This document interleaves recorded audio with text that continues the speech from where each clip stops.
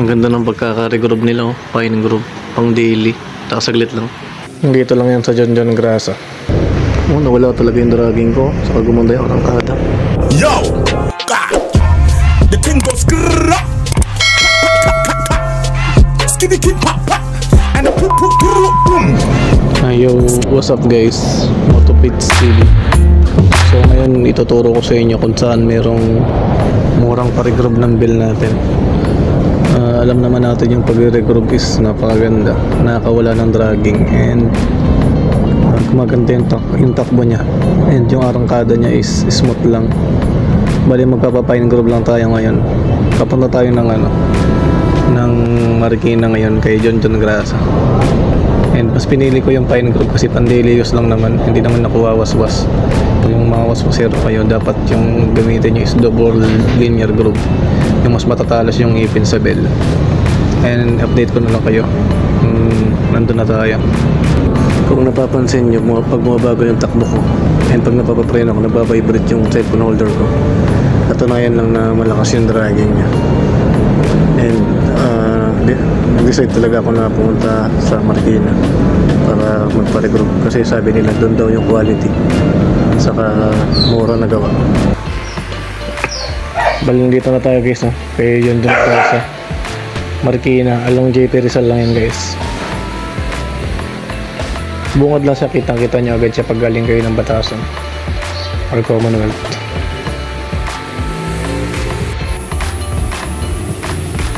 Bali nagsabi na agad tayo dun sa tao nila na magpaparegroup tayo. So pasok na lang muna tayo sa loob.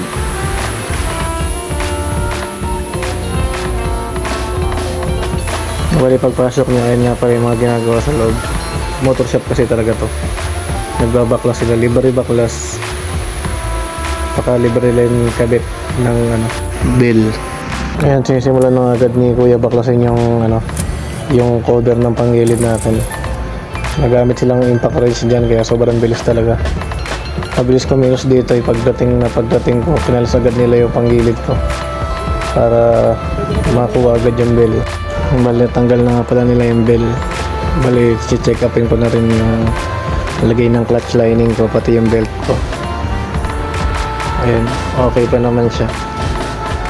Ayan yung belt ko, napansin ko medyo pagpag na nga pala siya, and parang may mga ibang bitak-bitak na. So after siguro mga 2 km papalitan ko na rin yan. Yung lining ko okay pa naman eh. Bali ito na agad yung bill ko, lumabas agad, wala pang 2 minutes.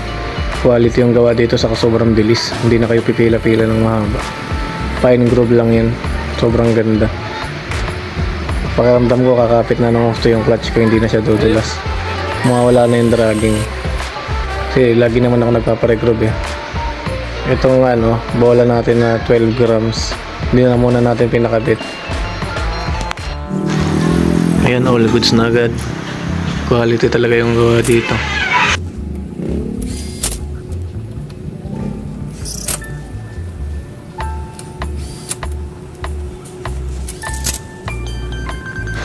Muli, handa lang natin itong pambayad natin, 400 pesos, para di tayo bunot-bunot mamaya. Yan, bilangin muna natin para sure. 400 lang yan kasi kasama na dyan yung labor eh. Bali titipan na lang natin si Kuya mamaya, kahit magkano lang, kahit pang yose ganyan. Budget meal talaga dito, napaka solid ng shop na to. Nakamaingat sila sa motor. Ayun, magaling sila magbalik ng mga pairing saka magbaklas ng mga panggilid. Parang madali, basic na lang sa kanila lahat. Thank you boss. Boss, thank you. Thank you boss. Bali, test drive nga muna natin siya kung may nagbago ba. Ayan, grabe, wala talagang vibrate yung cellphone holder ko. Sobrang ganda, gagi. Totally wala talagang vibrate, saka walang dragging. Grabe, ang ganda nito, sobra. Shit. Ang ganda. Huwag nyo na lang kalimutan mag-like and subscribe guys kung nakatulong ng malaki sa inyo itong video na to. Thank you guys.